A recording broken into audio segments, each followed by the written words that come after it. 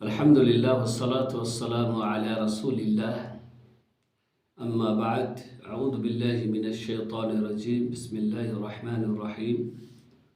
সুপ্রিয় দর্শক, আবারও আমি উপস্থিত হলাম আমাদের ধারাবাহিক প্রোগ্রাম নিয়ে, যার বিষয়বস্তু হচ্ছে ইসলামী জীবনধারা। এই পর্বের আলোচ্য বিষয় হচ্ছে আল্লাহর প্রতি বান্দার আদব। কিভাবে বান্দা আল্লাহকে আদব নিবেদন করবে, আল্লাহকে শ্রদ্ধা করবে, আল্লাহকে সম্মান করবে, তার আনুগত্য করে, তার নিষিদ্ধ বস্তু থেকে বিরত থেকে এবং অন্যান্য জঘন্যতম কার্যকলাপ থেকে বিরত থেকে একজন বান্দা আল্লাহকে আদব করে বা আদব নিবেদন করতে পারে। একজন মুসলিম আল্লাহ রব্বুল আলামিনের অগণিত নিয়ামতকে দেখে, যা গণনা করা সম্ভব নয়। সে লক্ষ্য করে যে একদিন সে পানি আকারে তার মায়ের গর্ভে গেছিল, তারপরে মহান আল্লাহ রব্বুল আলামিন তার কুদরতি নিজাম দিয়ে মানুষ আকারে সে দুনিয়াতে এলো এবং পর্যায়ক্রমে শিশুকাল, কৈশোরকাল, যৌবনকাল, বার্ধক্য, তারপরে একটা দিন এমন আসবে যে সে তার প্রতিপালকের সাথে সাক্ষাৎ করবে। এই কথা বা এই বিষয় নিয়ে যখন সে ভাবে, তখন তার জিভ দিয়ে আল্লাহর কৃতজ্ঞতা বেরিয়ে আসে, সে আল্লাহর কৃতজ্ঞতা করে। জবান দিয়ে সে আল্লাহর প্রশংসা করে, আর শারীরিকভাবেও সে আল্লাহর প্রশংসা করে। শারীরিকভাবে প্রশংসা মানে শরীরকে আল্লাহর ইবাদতে লাগিয়ে, যেমন জবান দিয়ে আল্লাহর ইবাদত করা হয়, আল্লাহর কৃতজ্ঞতা করা হয়, তেমনি শারীরিকভাবেও আল্লাহর কৃতজ্ঞতা বা আল্লাহর ইবাদত করা হয়। যেমন মাল দিয়েও আল্লাহর ইবাদত করা হয়। তো তখন সে শারীরিকভাবেও আল্লাহ রব্বুল আলামিনের কৃতজ্ঞতা জ্ঞাপন করে, আল্লাহর আনুগত্য করে। আর এটাই হচ্ছে বান্দা রব্বুল আলামিনের, এটাই হচ্ছে বান্দার আদব, যে সে আল্লাহ রব্বুল আলামিনকে এইভাবে আদব করে, এইভাবে সম্মান করে। কারণ এটা আদব বলে গণ্য হবে না যে আল্লাহ রব্বুল আলামিনের নিয়ামত পেয়ে নিয়ামতের কুফরি করবে, আল্লাহর কাছ থেকে অনুগ্রহ লাভ করে সেই অনুগ্রহের কৃতজ্ঞতা জ্ঞাপন করবে না।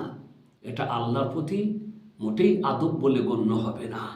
আল্লাহ তাআলা বলেছেন, ফাদকুরুনি আযকুরকুম ওয়াশকুরুলি ওয়ালা তাকফুরুন।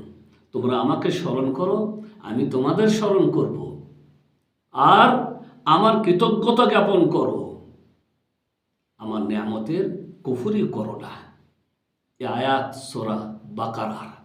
তো মহান আল্লাহ রাব্বুল আলামিনের নিয়ামতের কৃতজ্ঞতা, তার নিয়ামত ভক্ষণ করে তার অনুগ্রহের স্বীকার করা এবং মৌখিকভাবে এবং শারীরিকভাবে আল্লাহর কৃতজ্ঞতা যখন বান্দা করে, তখন বান্দা আল্লাহ রাব্বুল আলামিনকে আদব করে, তার প্রতি সম্মান পেশ করে। আর যখন সে আল্লাহর প্রতি সম্মান করে, তার মানে সে আল্লাহকে স্মরণ করে। আর যে আল্লাহকে স্মরণ করে, সে আল্লাহ রাব্বুল আলামিনের কাছ থেকে আরো প্রচুর নিয়ামত লাভ করে, আর আল্লাহ তাকেও স্মরণ করে। তাই আল্লাহ বললেন, ফাযকুরুনি আযকুরকুম ওয়াশকুরুলি ওয়ালা তাকফুরুন। তোমরা আমাকে স্মরণ করো, আমি তোমাদের স্মরণ করব, আর আমার নিয়ামতের কৃতজ্ঞতা করো, তাহলে আমি তোমাদেরকে আরো দান করব, আমার নিয়ামতের কুফরি করো না। অনুরূপভাবে বান্দা খেয়াল করে যে মহান আল্লাহ রাব্বুল আলামিন তার ব্যাপারে সব জ্ঞান রাখেন। মানে আমরা সবাই আল্লাহর জ্ঞানের আওতায় বন্দী, আমরা সবাই আল্লাহর জ্ঞানের আওতায় বন্দী। আল্লাহর জ্ঞানের বাইরে আমরা কেউ না। সমস্ত কিছু আল্লাহ রাব্বুল আলামিন জানছেন, দেখছেন, যা কিছু আমরা করছি। তো আমরা আল্লাহ রাব্বুল আলামিনের জ্ঞানের আওতায় বন্দী। তিনি তার ব্যাপারে, সমস্ত সৃষ্টিকুলের ব্যাপারে অবগত। কোন সৃষ্টি কি করছে না করছে, আল্লাহ রাব্বুল আলামিন সব খবর রাখে। এই ব্যাপারটা নিয়ে বান্দা যখন ভাবে, মুসলিম যখন ভাবে, তখন তার অন্তরে আল্লাহর ভয়ভীতি জাগে, তার মনের প্রাণে আল্লাহর ভয়ভীতি জাগে এবং আল্লাহর প্রতি সম্মান শ্রদ্ধা তখন তার মনে জেগে ওঠে। আর সেই সময় সে তখন আল্লাহর কৃতজ্ঞতা করতে লজ্জা বোধ করে। আল্লাহর আনুগত্য থেকে বেরিয়ে যেতে তার লজ্জা হয়। কি করে সে আল্লাহর আনুগত্য করবে না? কিভাবে সে আনুগত্য থেকে সে দূরে থাকবে? যে আল্লাহ রব্বুল আলামিন তার প্রতি অনুগ্রহ করেছেন, যে আল্লাহ রব্বুল আলামিন তার ব্যাপারে সব খবর রাখেন, যে আল্লাহ রব্বুল আলামিন সমস্ত বিষয় সম্পর্কে অবগত, তার কিভাবে নাফরমানি করবে? তখন সে আল্লাহর আনুগত্য করে এবং আল্লাহর আনুগত্য থেকে দূরে থাকতে তাকে লজ্জা লাগে। আর এটাই হচ্ছে বান্দার আদব আল্লাহর প্রতি। এরকম মনোভাব যখন আপনার তৈরি হবে তখন জানবেন যে আপনি আল্লাহ রব্বুল আলামিনকে আদব করছেন, আল্লাহ রব্বুল আলামিনের সম্মান করছেন। কারণ এটা সম্মান বলে গণ্য হবে না যে আল্লাহ রব্বুল আলামিন, যে সম্রাট আপনার আমার, যিনি স্রষ্টা আপনার আমার, যিনি সব কিছু আমাদেরকে দিয়েছেন, তার কুফরি করব, তার অবাধ্যতা করব এবং তিনি যত সুন্দর, যত নিয়ামত, যত ভালো, যত কল্যাণ আমাদেরকে দিয়েছেন, সেই কল্যাণের মোকাবেলায় আমরা জঘন্যতম কাজ করব। সেই কল্যাণের মোকাবেলায় তাকে আমরা জঘন্যতম কাজ দিয়ে তার মোকাবেলা করব। অথচ তিনি আমাদের সব কিছুর খবর রাখেন। ইয়ালামু মা তুসিররুনা ওয়া মা তুআলিনুন, সূরাতুত তাগাবুনের আয়াত। ইয়ালাম, আল্লাহ রাব্বুল আলামিন জানেন, মা তুসিররুন, যা তোমরা গোপনে করো, ওয়া মা তুআলিনুন, এবং যা তোমরা প্রকাশ্যে করো। তোমরা গোপনে করো আর প্রকাশ্যে করো, সমস্ত কিছুর খবর মহান আল্লাহ রাব্বুল আলামিন রাখেন। অনুরূপভাবে একজন বান্দা, একজন মুসলিম জানে যে আল্লাহ রব্বুল আলামিন তার উপরে সর্বশক্তিমান, মানে আল্লাহর শক্তির বাইরে সে নয়, তার থেকে পালানো সম্ভব নয়, তার থেকে অন্য কোথাও আশ্রয় গ্রহণ করা সম্ভব নয়। তিনি ছাড়া কেউ আশ্রয় দিতে পারে না। তাই যখন সে দেখে যে আল্লাহ থেকে পালাবার কোনো পথ নেই, আল্লাহ ছাড়া কোনো আশ্রয় স্থল নেই, তখন বান্দা তার দিকেই ধাবিত হয়, আল্লাহর দিকেই তখন সে ধাবিত হয় এবং তার ব্যাপারটাকে, তার সমস্ত কার্যকলাপকে আল্লাহর উপরেই সমর্পণ করে এবং আল্লাহর উপরেই সে ভরসা এবং আল্লাহর উপরেই সে তাওয়াক্কুল করে। আর এটাই হচ্ছে আল্লাহর প্রতি তার আদব, স্রষ্টার প্রতি তার এটা আদব। কারণ যার থেকে পালানো সম্ভব নয়, যার থেকে অন্য কোথাও গিয়ে আশ্রয় নেওয়া সম্ভব নয়, যাকে বাদ দিয়ে অন্য কারো উপরে ভরসা করা বা ভরসা রাখা, আস্থা রাখা সম্ভব নয়, তার দিকে ধাবিত হওয়া, তার কাছে আশ্রয় কামনা করলে এটা আদব বলে গণ্য হবে না। তিনি সর্বশক্তিমান, লা হাওলা ওয়ালা কুওয়াতা ইল্লা বিল্লাহ। কোনো বান্দা আল্লাহর সাহায্য ছাড়া কোনো ভালো কাজ করতেও পারে না, আর মন্দ কাজ থেকে বাঁচতেও পারে না। তিনি হচ্ছেন সর্বশক্তিমান। তাই এরকম যখন সে ভাবে তখন সে আল্লাহর দিকেই ধাবিত হয় এবং আল্লাহ রাব্বুল আলামিনকেই সে স্মরণ করে। মা মিন দাব্বাতিন ইল্লা হুয়া আখিযুম বিনাসিয়াতিহা, সূরা হুদের আয়াত। কোনো প্রাণী এমন নাই যার ভাগ্য আল্লাহর হাতে নেই। সমস্ত কিছু আল্লাহর হাতে। ভালো মন্দ, খাবেন না, পাবেন না, কি করবেন না করবেন, কোথায় যাবেন, সমস্ত কিছু আল্লাহর হাতে। তাই অন্যর উপরে ভরসা করলে, অন্যর কাছে আস্থা রাখলে এটা আদব বলে গণ্য হবে না। বিধায় বান্দা আল্লাহর উপরেই ভরসা করে, আল্লাহর দিকেই ধাবিত হয়, আল্লাহকেই স্মরণ করে এবং আল্লাহরই শরণ নেই, আল্লাহ রাব্বুল আলামিনেরই আশ্রয় কামনা করে। ও আলাল্লাহি ফাতাওয়াক্কালু ইন কুনতুম মুমিনিন, আল্লাহর উপরেই তোমরা ভরসা করো যদি তোমরা বিশ্বাসী হও। সত্যিকারের যদি তোমাদের আল্লাহর প্রতি বিশ্বাস থাকে, আল্লাহকে যদি তোমরা সত্যিকারই আল্লাহ বলে এবং তাকেই যদি সঠিক মাবুদ বলে মনে করে থাকো, বিশ্বাস করে থাকো, তাহলে তোমরা ভরসা করো আল্লাহর ওপরে।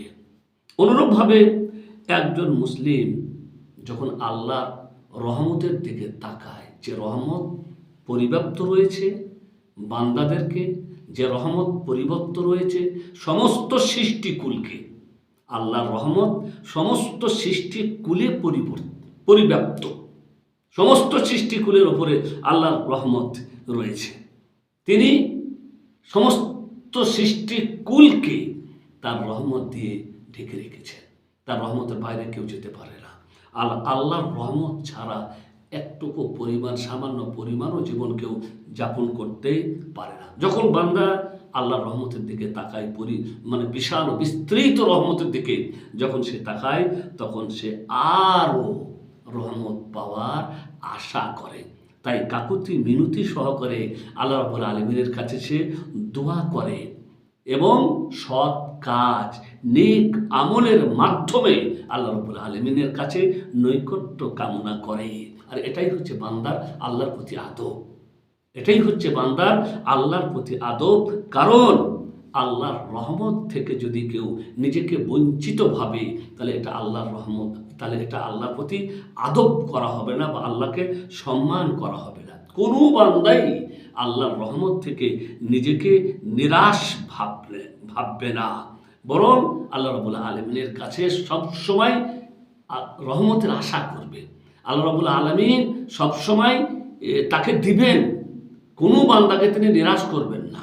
তাই বান্দা আল্লাহর রহমত থেকে কোনো সময় নিজেকে নিরাশ ভাববে না।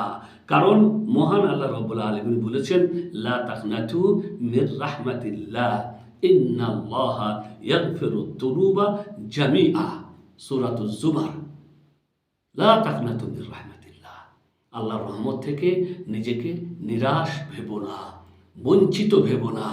তুমি যতই পাপ করো না কেন, যতই অন্যায় করো না কেন, এত পাপ করেছি আমি, তাই হয়তো আল্লাহ আমাকে আর মাফ করবেন না, খবরদার এরকম ভাববেন না। যতই বড় পাপ, ছোট পাপ যাই করেন না কেন, খবরদার নিজেকে আল্লাহর রহমত থেকে নিরাশ বা বঞ্চিত করবেন না, ভাববেন না। বরং আপনি যতই পাপ করেন তবুও আল্লাহর রহমতের আশা করবেন যে আল্লাহ অবশ্যই অবশ্যই তুমি আমাকে মাফ করবে। কারণ আল্লাহ বলছেন, লা তাকনাতু মির রাহমাতিল্লাহ, তোমরা আল্লাহর রহমত থেকে নিরাশ হইও না, নিজেকে বঞ্চিত ভেবো না। ইন্নাল্লাহা ইয়াগফিরুদ যুনুবা জামিআ, আল্লাহ রাব্বুল আলামিন সমস্ত পাপকে মাফ করেন। সাগীরা কাবীরা সমস্ত পাপকে আল্লাহ মাফ করেন। শুধু দরকার আল্লাহর কাছে তওবা করার। তওবার নিয়ম, তওবার সিস্টেম সম্পর্কে আমাদের জানার, যে তওবা কেমন করে করতে হয়, এইটা শুধু আমাদের দরকার।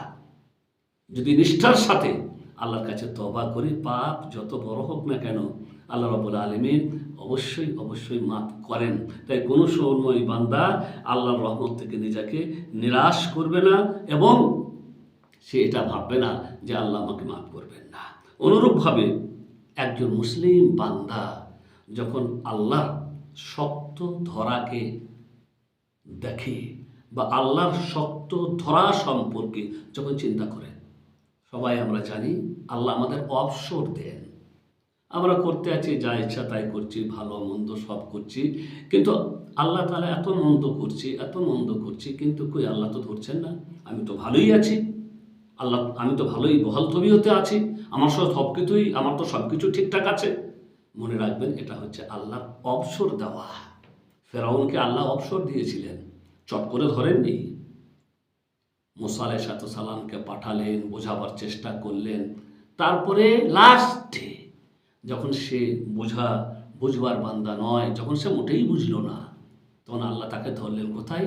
ওই নীল দরিয়ার মাঝে। অবসর দিয়েছিলেন আল্লাহ, প্রত্যেক বান্দাকে আল্লাহ অবসর দেন।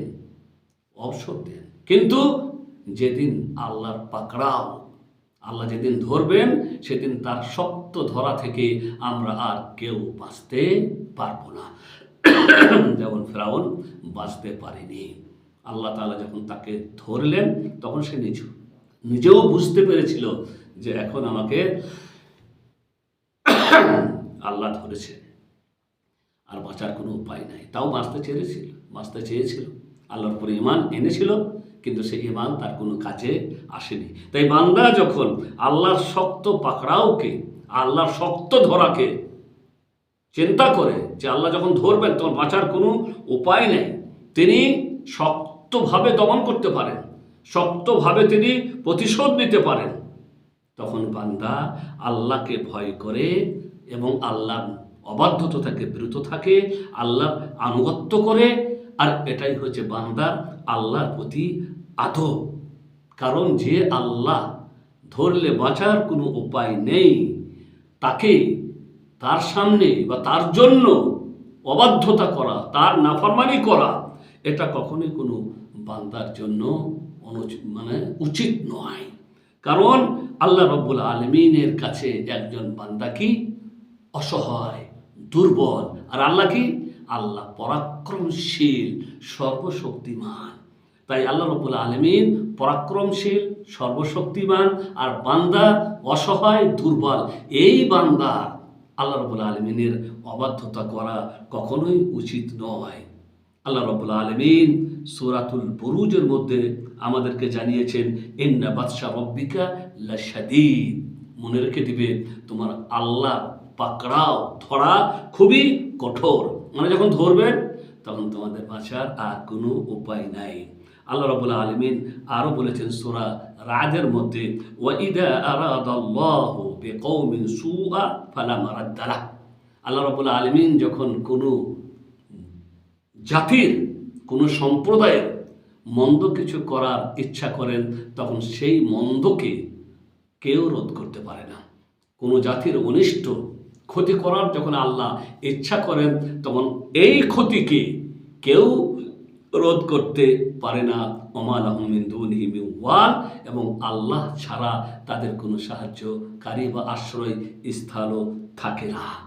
তো আল্লাহ রাব্বুল আলামিন যখন ধরবেন, তার ধরা থেকে বাঁচার কোনো উপায় নেই। আল্লাহ ভালো করতে চাইলে সেই ভালোকে রোধ করা কারো শক্তি নেই, আর আল্লাহ যখন কারো মন্দ চাইবেন, তখন তার সেই মন্দকে রোধ করারও কারো শক্তি নেই।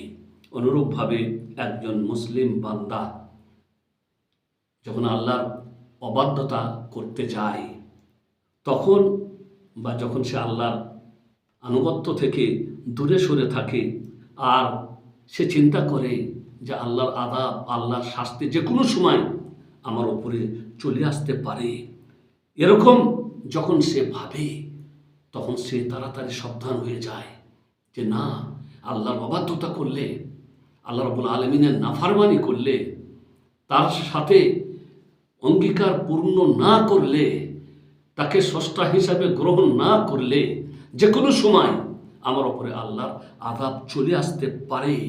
তখন তাড়াতাড়ি সে সাবধান হয়ে যায় এবং সে তাড়াতাড়ি আল্লাহর আনুগত্যের দিকে ধাবিত হয়। আর এটাই হচ্ছে আল্লাহর প্রতি তার সুধারণা।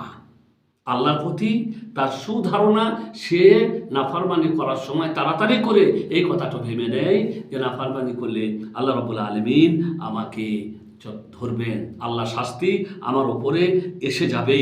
আর আল্লাহর সত্য ওয়াদা আছে যে যে যা করবে সে তার ফল পাবে, ভালোরা ভালো, মন্দরা মন্দ। এই কথাগুলি যখন সে ভাবে বান্দা, তখন আল্লাহর অবাধ্যতা থেকে সে বিরত থাকে। আর এটাই হচ্ছে আল্লাহর প্রতি তার সুধারণা। আর এই সুধারণার কারণে মহান আল্লাহ রাব্বুল আলামিনের অনেক আল্লাহর আযাব থেকে, আল্লাহ রাব্বুল আলামিনের পাকড়াও থেকে এবং আল্লাহ রাব্বুল আলামিন কর্তৃক আসা বিপদ আপদ থেকে সে মুক্তি পায়। আল্লাহ রাব্বুল আলামিন কোরআনের মধ্যে বলেছেন, ওয়ালাকিন যালামতুম আন্নাল্লাহা লা ইয়ালামু কাসীরাম মিম্মা তা'মালুন। তোমরা মনে করেছিলে যে আমরা যা কিছু করি তার অনেক কিছু ব্যাপারে আল্লাহ রাব্বুল আলামিন জানেন না। তোমরা মনে করেছিলে যে আমরা যা কিছু করি তার অনেক কিছু ব্যাপারে মহান আল্লাহ রাব্বুল আলামিন জানেন না। ফাযালিকুম যান্নুকুমুল্লাযী যালামতুম বিরাব্বিকুম আরদাকুম ফাআসবাহতুম মিনাল খাসিরিন। এটাই হচ্ছে তোমাদের এমন ধারণা যে ধারণা তোমাদেরকে ডুবিয়েছে। ভাবছো যে আমরা যা কিছু করছি তার সম্পর্কে আল্লাহ কিছুই জানেন না, আর যেহেতু আল্লাহ কিছু জানেন না অতএব আমাদের কিছুই হবে না, এই ধারণায় তোমাদেরকে ডুবিয়েছে, এবং এই ধারণা কারণেই তোমরা ক্ষতিগ্রস্তদের দলভুক্ত হয়ে গেছো। এই ধারণায় কুধারণা যাকে বলা হয়। আর সুধারণা হচ্ছে না, সুধারণা হবে বান্দার এই যে বান্দা পাপ করার সময়, অন্যায় করার সময় এই কথাটা তাড়াতাড়ি করে স্মরণে নিয়ে আসবে যে আল্লাহ যে কোনো সময় আমাকে ধরতে পারেন, যে কোনো সময় আল্লাহর আযাব আমার উপরে চলে আসতে পারে, যে কোনো সময় আমি আল্লাহর শাস্তির কবলে আসতে পারি, যে কোনো সময় আমার উপরে আল্লাহর শাস্তি চলে আসতে পারে। এইটা হচ্ছে সুধারণা। আর এই সুধারণার কারণে সে তখন আল্লাহর অবাধ্যতা করা থেকে দ্রুত থাকে। আল্লাহ রাব্বুল আলামিন আরও বলেছেন, ওমাই ইউতিইল্লাহ ওয়া রাসূলাহু ওয়া ইয়াখশাল্লাহ ওয়া ইয়াত্তাকি ফাউলাইকা হুমুল ফাইজুন। যারা আল্লাহ এবং আল্লাহর রাসূলের আনুগত্য করে, ওয়া ইয়াখশাল্লাহ আর আল্লাহকে ভয় করে, ওয়া ইয়াত্তাকি এবং আল্লাহ রাব্বুল আলামিনের নাফরমানি থেকে সে নিজেকে দ্রুত রাখে, ফাউলাইকা হুমুল ফাইজুন, এরাই হচ্ছে সফল কাম। দুনিয়াতেও এরা সফল হবে এবং আখেরাতেও এরা সফলতা অর্জন করতে সক্ষম করবে। এই ছিল কিছু আদবের কথা যে একজন বান্দা তার রবের প্রতি পেশ করে। একজন বান্দাকে আল্লাহর প্রতি যে আদবগুলি নিবেদন করতে হয়, যে আদবগুলি পেশ করতে হয়, তার কিঞ্চিত কথা আমি আপনাদের সামনে পরিবেশন করলাম। ওয়া সাল্লাল্লাহু আলা নবিয়িনা মুহাম্মদ ওয়া আলা আলিহি ওয়া সাহবিহি আজমাইন।